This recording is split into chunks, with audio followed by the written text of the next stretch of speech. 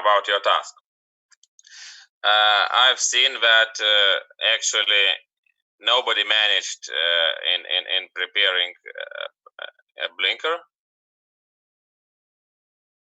So what are your impressions? How did you manage? What were you able to do? What was unknown? What you need to accomplish the task, and so on. So I'd like to hear your opinion.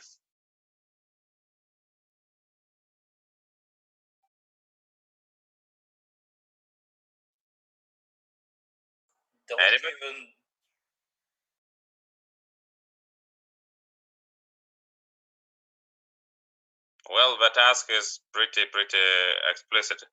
You have to model the program and to add additional functions. One additional function is to add blinker, because at the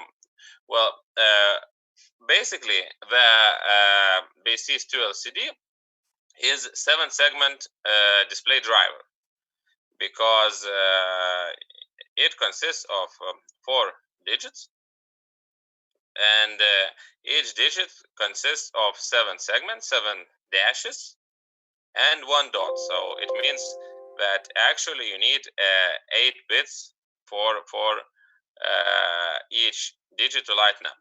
Yeah, if we're talking about the 7-segment display, so it's 7 bits plus a dot point. So in total, it's 8 bits. The idea, it's a multiplexing type of display. This means that you have only 12 pins. It has only 12 pins. This means that it has a common cathode, either common anode for LCD control. So in other words, you can lighten up each digit one by one, and it has to be shifted in time. It has to be split in time, for purpose of to gain possibility to have different digits in each segment, because otherwise you will see the same sign in all four digits. So this is the first part. The second part, which is displayed and written in laboratory work number 2, is that there are some numbers if we want to use it for numbers. So for example, hexadecimal numbers, this covers numbers from 0 until F. Yeah? So how many bits is F? How many bits does it take? For F in hexadecimal, how many bits does it take in binary? 16. No, it's 16 in decimal, and in binary, it's 4 bits. Yeah, 4 ones. So in other words, to code, and F is not 16, it's 15. But in other words, to code, we could use a decoder to code any number of 0 to F using 4 bits, and our driver just recodes it. For example, it marks which dashes and should be lit up in our LCD driver, in our LCD screen itself. So this way you are building a driver which helps you to save some space. Also, it decodes and recodes the numbers into certain combination of dashes which should be lit up, which you could see in selected signal assignment statement. I think in that program, it's I think case statement already prepared for you. And so this means that you build additional driver, and you use 4 bits in total for data transfer, and another 4 bits are designated for control. So the 7th bit, the top bit, is enable or either disable. Then 6th bit, the next one, is it enables or disables the dot point, and your task is to make 5th bit responsible for blinking. This means that if 5th bit is set equal to 1, your LCD starts blinking at certain frequency. Well, you could see that probably for a nice blinker, for your eye to see that it's blinking, the frequency should be something around 0.5 to 1.5 hertz. So it's approximately, the cycle is 1 second. So that's the task to first of all, you sure have to understand how does the source code works.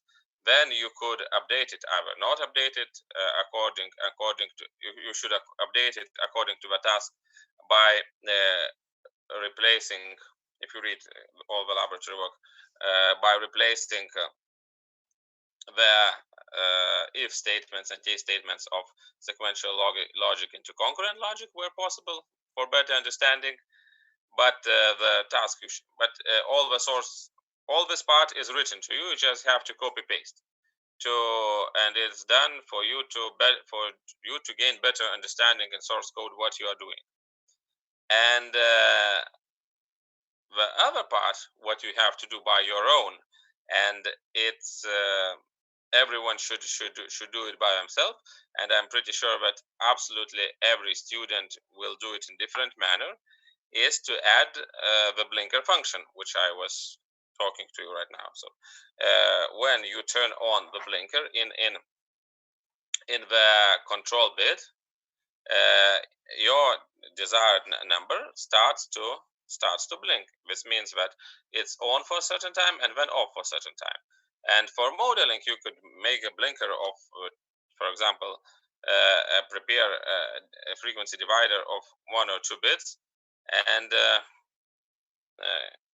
prepare a frequency divider of 1 or 2 bits, and to work, and you will see the blinking effect in modeling in timing diagrams of model sim. So I already had the same discussion today with Lithuanian groups, and we have reached a certain conclusion, and I would like to propose the same idea for you, that I will prolong the terms of upload and until the end of the semester, and the laboratory work number 2, you will each have to make it by yourself. I will rename it to your homework, and you will get your evaluation for a homework for this task. Does it fit you? Does it fit you, or you have any problems with that?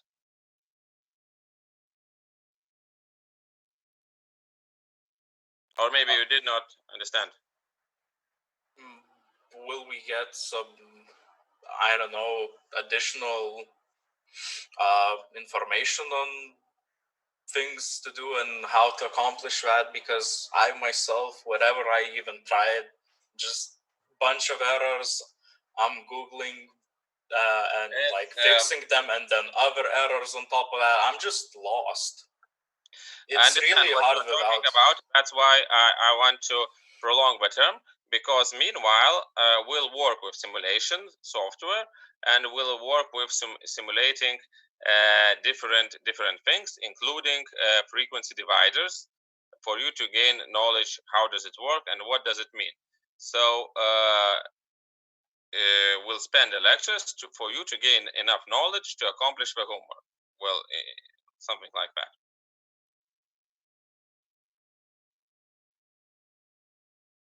Any other? I guess that fits. All right, so I'll prolong the term. I'll prolong the term for that. What else I wanted to say? So also, according to this, after we work and gain some knowledge in modeling, once again, if you have any problems and you have a lot of error messages and it doesn't work or it doesn't compile, so you are free to contact me and to discuss together to find out. Sometimes you could search for a simple error for a very long time if you don't have enough knowledge in that area. So I'm always here to help you with that. So just write me. We could connect in Zoom, and you could share your screen, and we could discuss. It's not like I'm not available for that. Just, as we'll consider that part as a homework, so you should initiate the meetings, right? You should initiate from your side.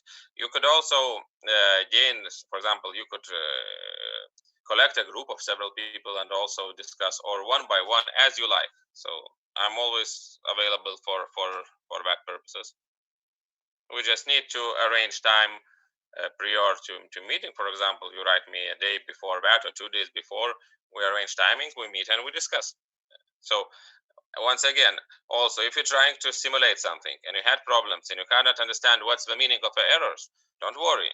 Make screenshots, copy the source code and send it to me. If for example, about the homework, and maybe I will look through and I will let you know, perhaps, or try to lead you in certain way to understand that, because you have to understand that homework is for you to gain more understanding in the HDL.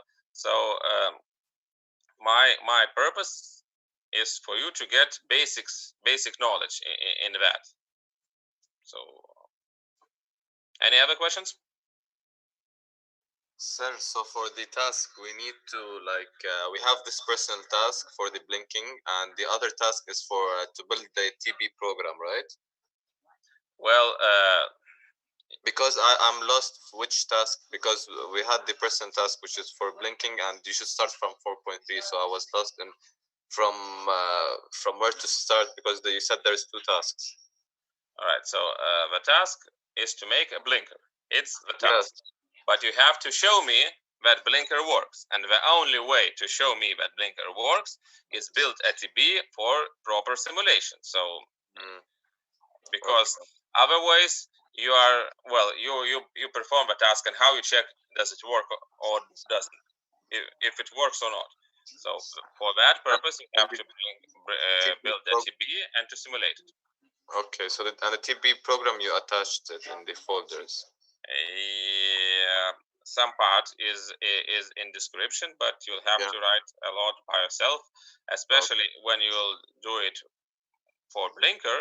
You'll have to rewrite it, and if you want to see for each segment that blinker works, also you have to look for timing and to understand what you are doing. So it's the task. It's really not easy. I consider it as a difficult task. Therefore, we'll work in lectures, and later also we'll make some consultations. If you connect me, or if I'll see that I have still a lot of problems, maybe I'll try to explain you step by step how does that source code work, what tasks does it accomplish. But the first thing you have to do is to read carefully the full description of laboratory work to understand what for do we need that driver, and what's the purpose of that driver, and how does the multiplexing 7-segment LCD work. And if you know all these parts, then we can later discuss more deeply into the source code. All right, so we agree that I'll just, I think tomorrow, I'll rename it from laboratory work number 2 to homework. I will add some additional cap that it's a homework. Also, I'll prolong the term of uploading. And so for that part, I think it's clear that you have time till the end of semester to accomplish your homework. We'll work with Model Sim more often the next 2 weeks, including tomorrow, for you to gain basic knowledge in it. And that's basically it. If you have any trouble, if something goes wrong, feel free to contact me, discuss, and solve all the problems. All right. Is it possible to work with another person? What do you mean to work with another person? To share something with your colleague? For sure, Yeah, it's possible. to discuss or help each other a bit. For sure, for sure. With the source code, when you'll prepare your homework, I will, for example, if I see something very similar, first of all, if two people understand what we are doing, each one will do it a little bit different. Another thing we could maybe I'll make something like a defense of homework. So we connect, we talk to each other. I ask you to change something, remodel. If I see that you do everything nice and you understand everything, that's okay. It's great evaluation. I think it's a good idea to discuss, especially on FPGA, to try to program, to try to solve some simple tasks together. That's very good idea to work in team.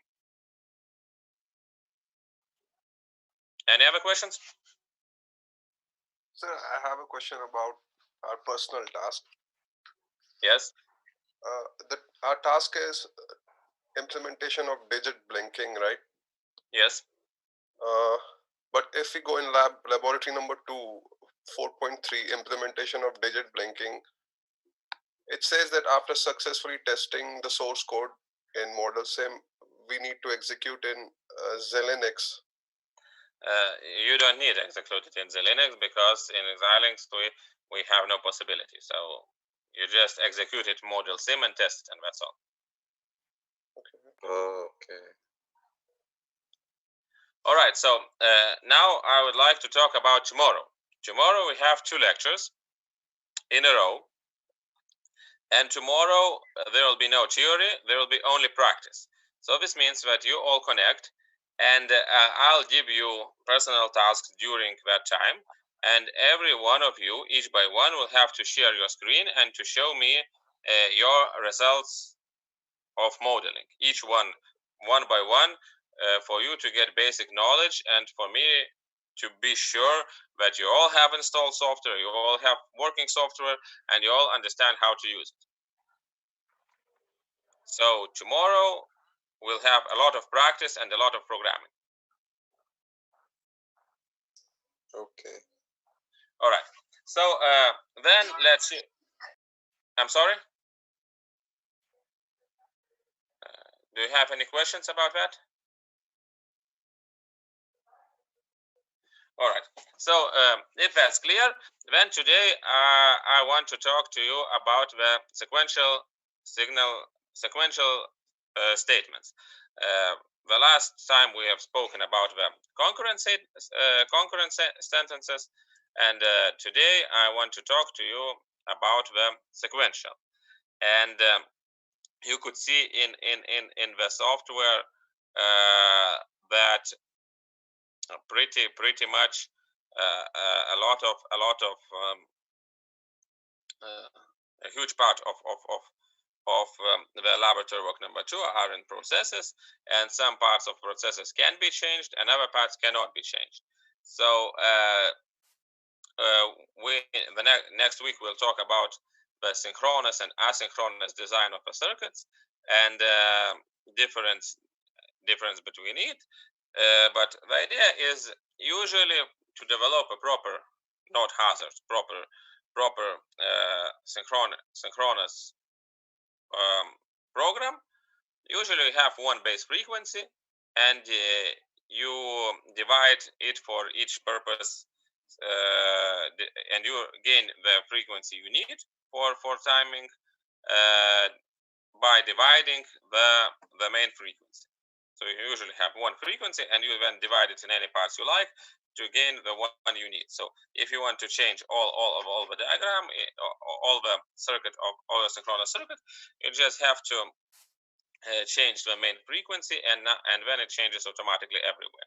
So for that purposes, usually frequency dividers are employed to divide input frequency into certain output frequency.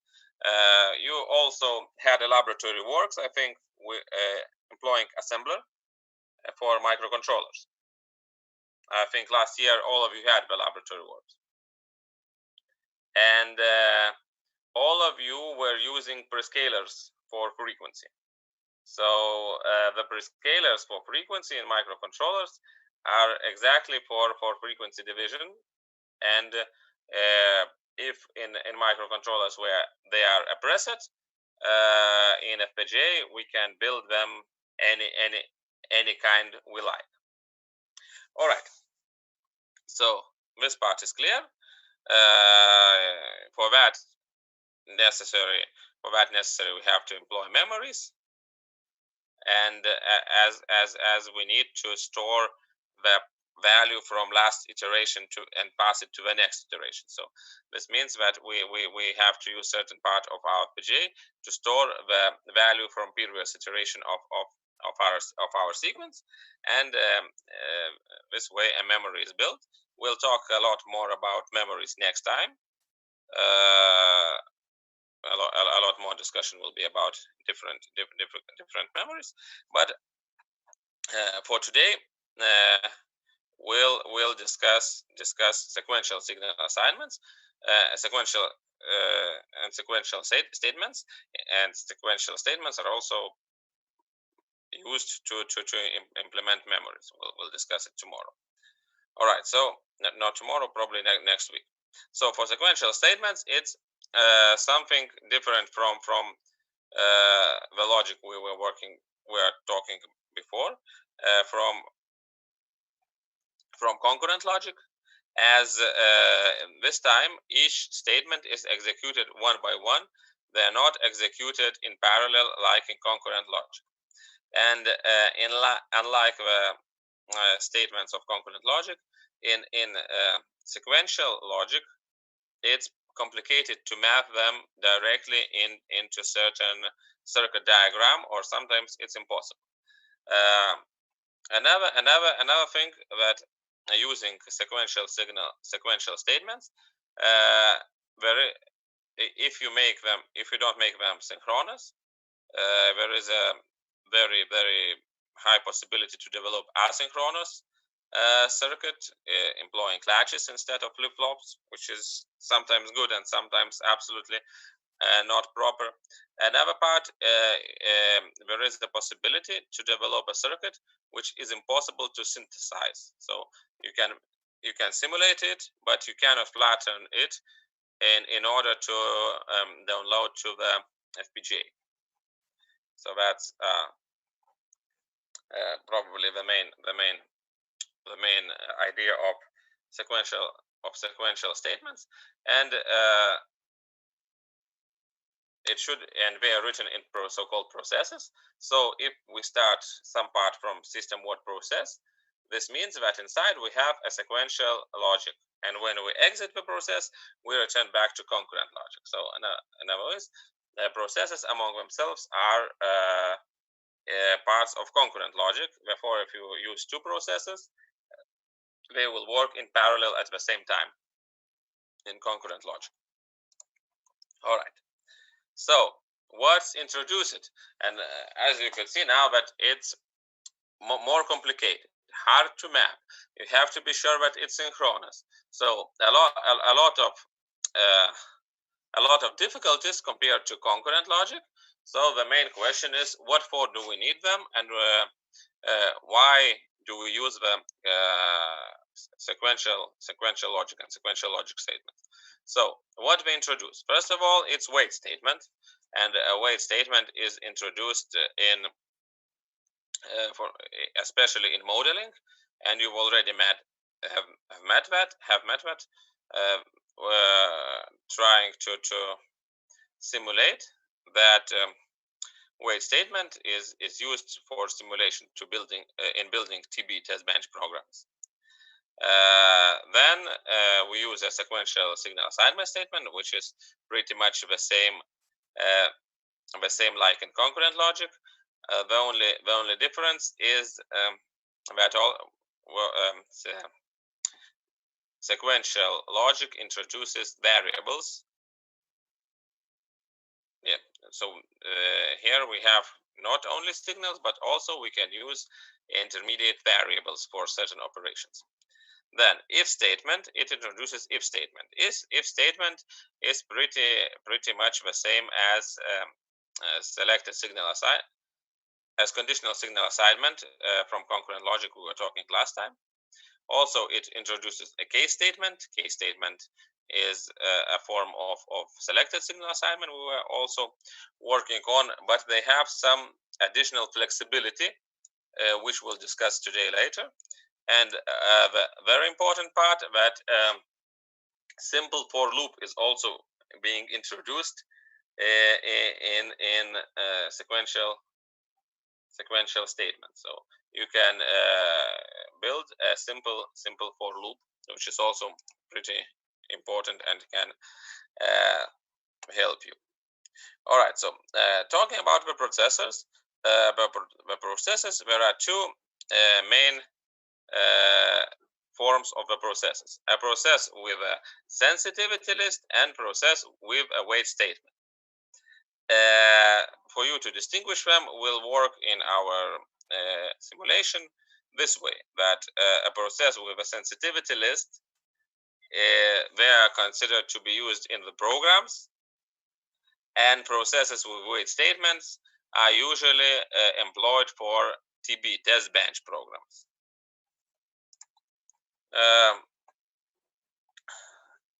Now, the syntaxes. So, how do we declare it? So first of all, we start with the word process, and in brackets we enumerate all the sensitivity list of signals on which the process starts. Also, we could add here a marker for process name.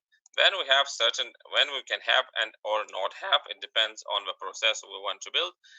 We could have a declaration of variables, and we could declare certain variables here in declaration part, and then it executes one by one sequential logic statements, and it ends with the words and process, and we return back from sequential logic back to concurrent logic. The process is, as the process is not directly mapped into the circuit diagram, otherwise than concurrent logic, process can be in two states: active or inactive, in idle state. So that's very important for processes, as it becomes active only in case any of signal included in the sensitivity list is variated. If nothing changes, process remains inactive and nothing happens. Now about the synthesizing, for example, Xilinx synthesizer will automatically add additional signals into sensitivity list, which are used inside the process. If we're talking about model sim, it will model it properly, and the signals which are not added in sensitivity list will take no effect on the process activation. All right. So, for example, if we want to build a free input AND gate, so we have, in other words, we have to calculate y is our output of A and B and C. For sure, it could be executed in concurrent logic, but if we are working in sequential logic, we necessarily have to add A, B, and C, all three, into our process sensitivity list.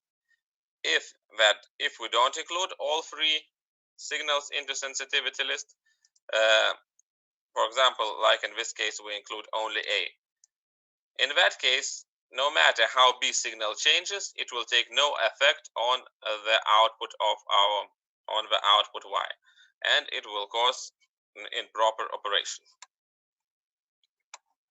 So that's for the incomplete sensitivity list. For a process with wait statements which have no sensitivity list, there are three kinds of wait statement: wait on certain signal to alternate; wait until certain Boolean expression; and what we're using for modeling at the moment, wait for and time expression, certain time expression. Very, very good for test benches. the same process, like this one, could be like this one, yeah, could be written in process with wait statements in a different manner. Begin the process without sensitivity list, wait on signal changes, but we won't use it as it's better choice for test bench programs. All right, now what we have to understand that the process can have multiple wait statements also. If we want to model, you also saw that in our model sim in TB program that I think last lecture, yeah, we were writing some simple wait statements, and there were several one by one, and you could see that we are executed in also in sequence, one after another. The syntax of sequential signal assignment is the same as in concurrent logic. What we have to understand is that the signal can be assigned with different values several times, but the actual assignment is the last one which will take effect. The other assignments are not important. Only the last assignment takes effect. For example, y is equal a or c, then y is equal a and b, then y is equal c and d, and we have to remember that only last assignment takes effect. This means that this whole process could be simplified to the process of only last assignment, and that's all. Now about the variables. Variables are something from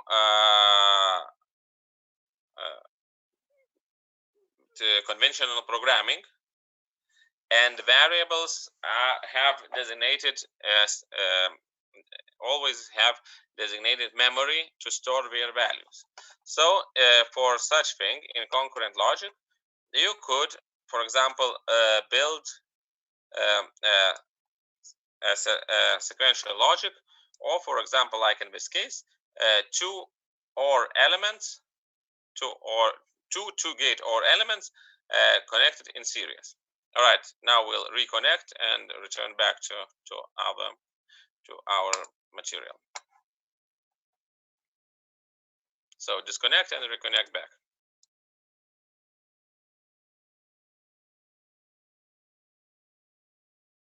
Everyone is back. So this sequential sentence, the sequential logic is pretty much familiar from the conventional programming. You have certain variable TMP. First of all, you calculate that you assign TMP with 0, and then use TMP's old value, which is already stored in memory, to obtain new value of TMPs. In conventional programming, very often you can make such sentence, and then after several steps, assign TMP value to y. What happens? We could see if we split TMP into TMP0, TMP1, and TMP2, that it could be the same as split into three different variables, as we have free memories, as it's free time assigned. So how will your synthesizer understand such circuit? It will build two OR elements, logical OR elements connected in series. That's probably the thing you wanted to do by writing such a sequential logic. But what happens if we would use signals instead of variables? As you remember, that signal has no memory. It's just material to transfer certain information from one side to another. Another part, only the last assignment of signal takes effect. So this means that all these two lines prior to the TMP here make absolutely no sense. So it's the same like this. And what we have an OR element with output directly mapped to one of its inputs. So it could cause a very hazard operation, which probably you don't want. So that will be one of tasks for tomorrow, when we'll work in personal, to show the difference and to obtain the difference between signals and variables. All right.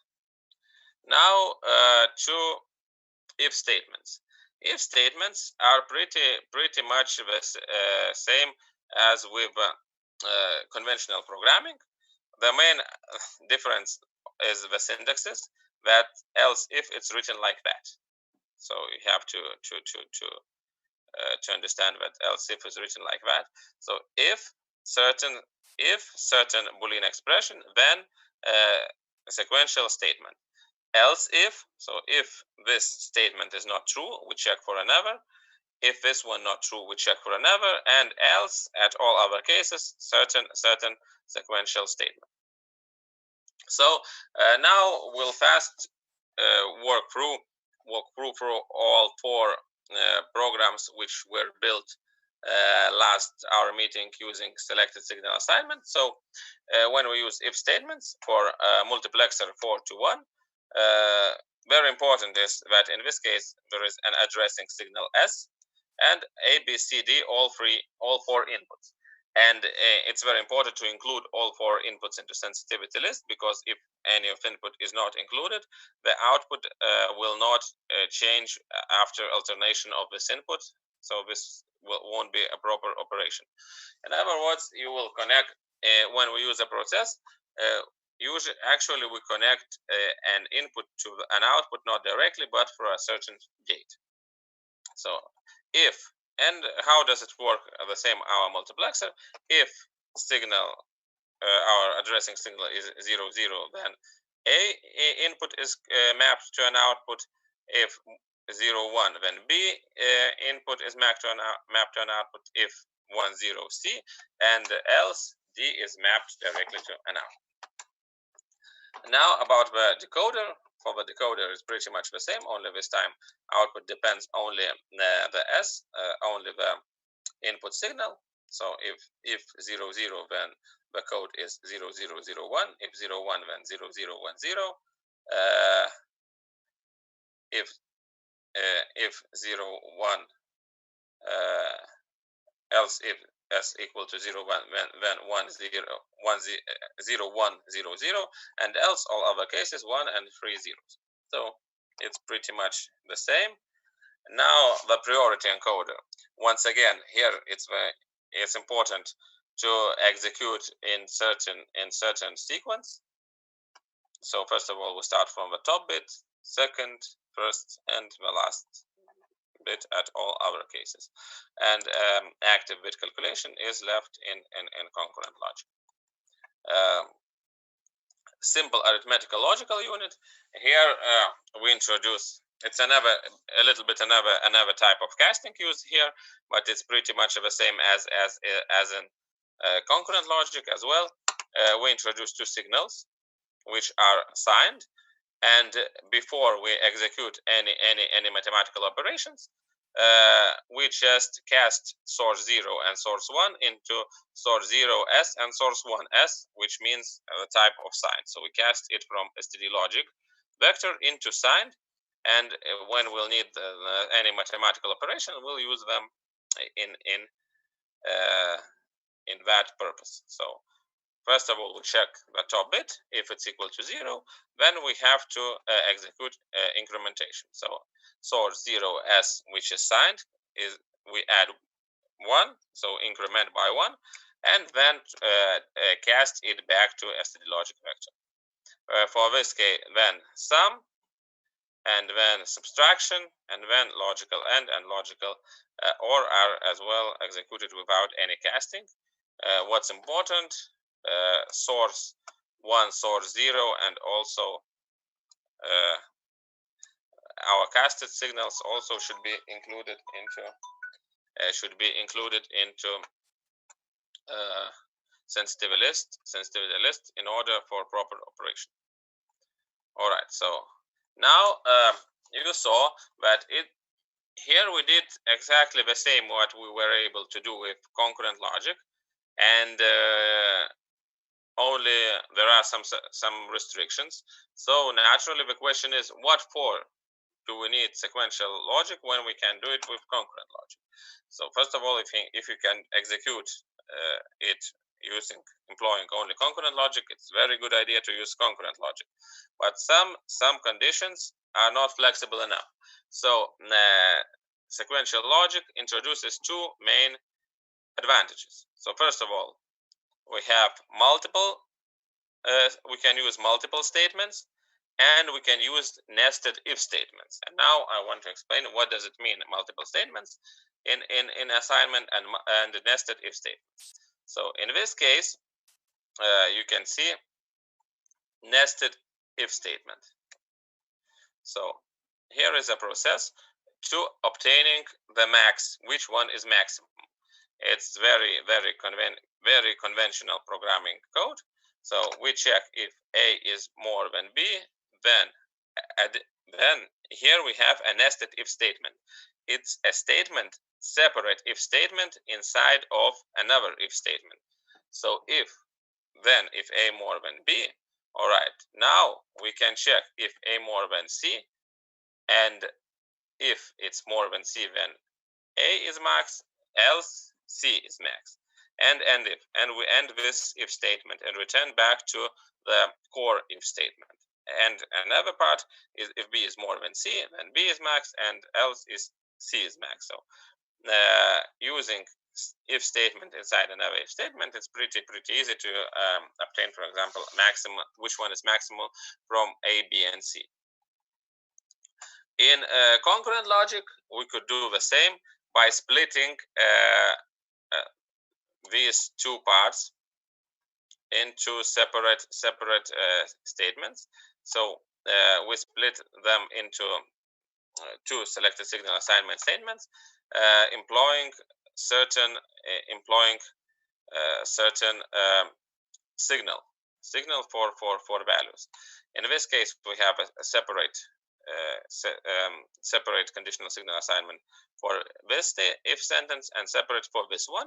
So we calculate AC max, then we calculate BC max, and then we can achieve max from these two. Another way is to flatten it, but it becomes a little bit hard to read and hard to understand. Also, we can flatten logic by adding additional functions in here. But more conventional and easier to read is this one. Is you are more used to such expression. Another part is multiple assignments, which were not possible in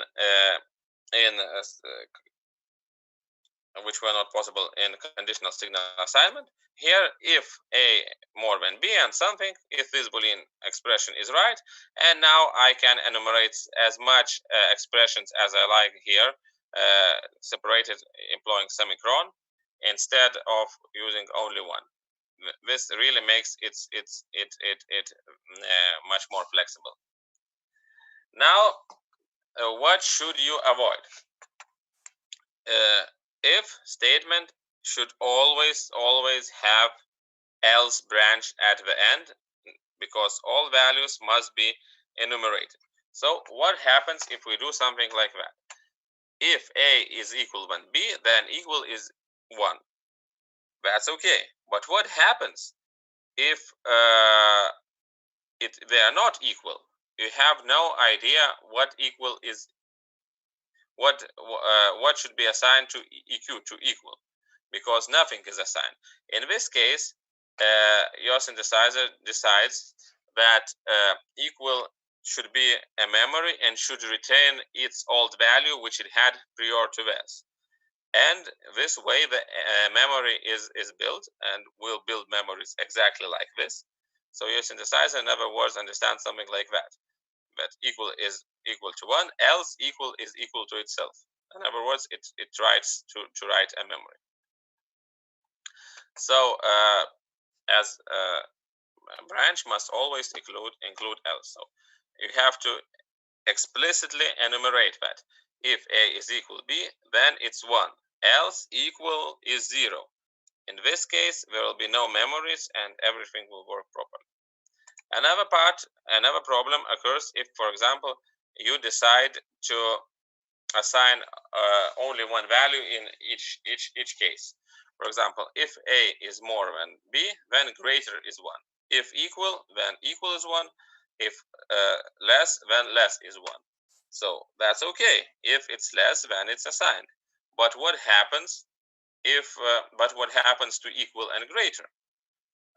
As well, memories are dedicated to keep the previous value, and again we have a wrong operation. So to avoid this, as only the last assignment takes effect, prior to if statement, assign initial values for each of them, and upon exiting the process, it will retain only the assigned value. So if new value to greater is not assigned, it will retain 0 and no memories. Everything works properly. And now, how does it look like? For example, multiple assignment.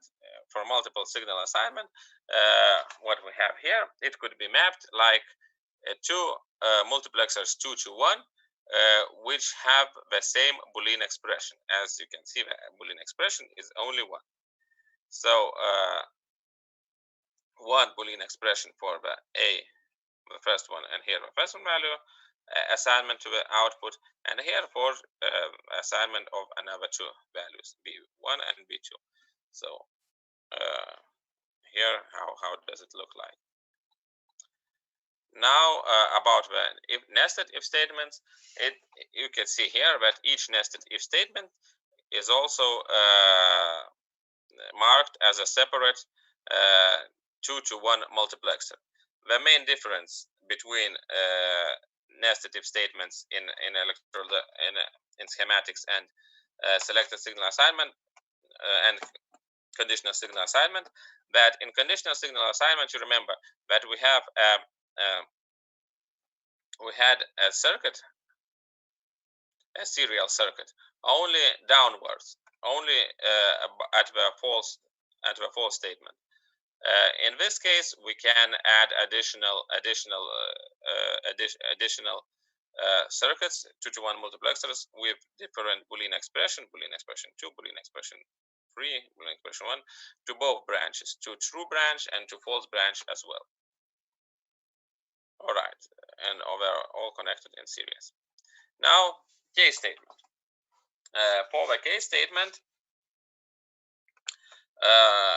the syntax is like is pretty similar to conventional logic, conventional programming as well. Case, certain expression is, and we have to enumerate all possible choices. The same rule like with selected signal assignment, mutually exclusive, all inclusive remains. And again, now we'll fast walk through our multiplexer 4 to 1, decoder, encoder, and simple arithmetical logical unit.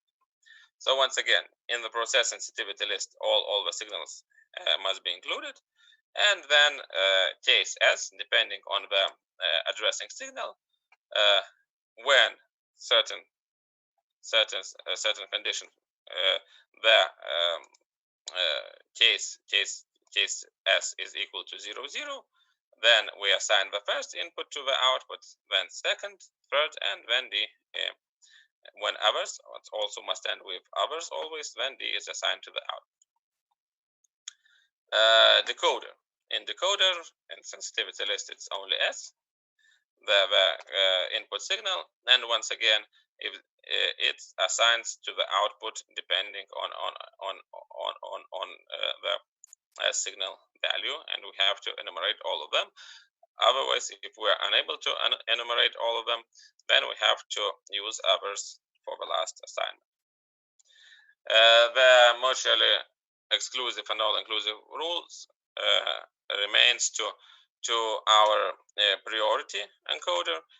Here, once again, all possible values at which it operates has to be included, all 4 of them, the same way as in selected signal assignment. For arithmetic logical unit, once again, for first assignment, all 4 values has to be enumerated in order to gain proper operation. So what's different what are the main difference in comparison with selected signal assignment? Actually, the only difference which we have, except that it's in process, that case statement is more flexible, as you are able to assign to accomplish multiple assignments in each choice. Other words, like in selected signal assignment in concurrent logic statements. So, for example, if we like to assign, like here, if we'd like to assign several values, we can perform multiple assignments. So if choice certain, then we have any assignments we like. Again, if we do it like this, if we have high, middle, and low, and under certain circumstances, in this case only middle is selected, in this only low is selected, it will gain memory for high and middle. And the same, to avoid this problem, we have to use the same technique as for if statements. First of all, we have to assign certain values prior to the execution of our case statement. So we assign these values prior to execution, and then only the last assignment will work. So this, for example, if it's middle, so this assignment is not important anymore, as this one is executed and only the last one counts, returning to concurrent logic.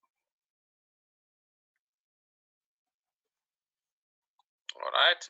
So as I already told you, we can have multiple signal assignments in each choice, and in selected signal assignment there was only possibility to assign one output signal, and it's considered as, once again, two multiplexers connected in parallel with the same case expression.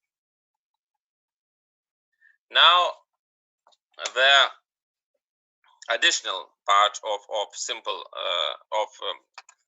sequential logic, that simple for loop statement is introduced, and for simple for loop has its index, certain index definitely, like for which will be incremented in each iteration, then loop range and sequential signal assignments. It's important that loop range should be somehow fixed, otherwise it can cause you some circuit which is impossible to synthesize. So, for example, if we have, for example, bit XOR, we want to execute a XOR function between separate two inputs bit by bit. So we have A and B, and we want to execute XOR at each bit separately.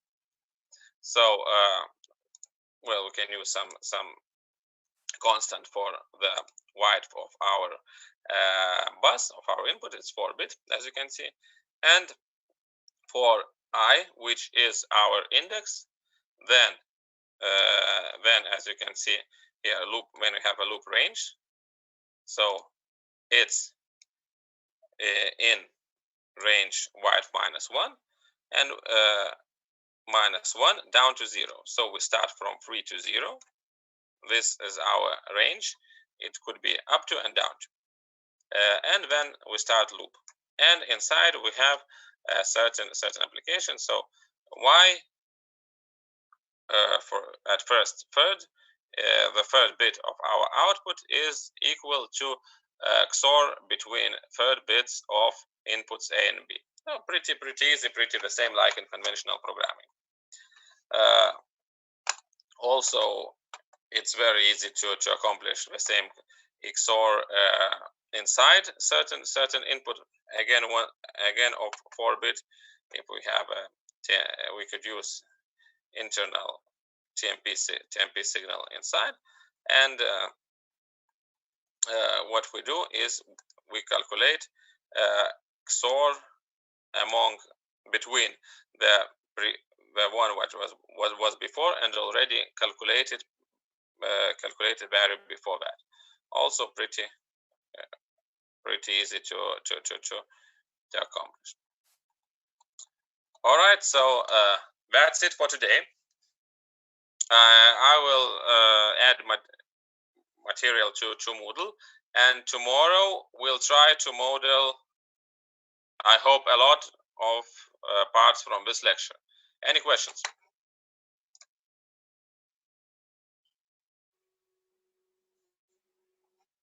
No questions. So this means that tomorrow you all meet having installed and fully operational model sim software. You will receive personal tasks, and during the lecture each one will have to share the screens and to show me the results of your modeling. All right, so if you have no questions, then it was nice to see you, and we'll meet tomorrow at the same time as usual. True. Bye everyone.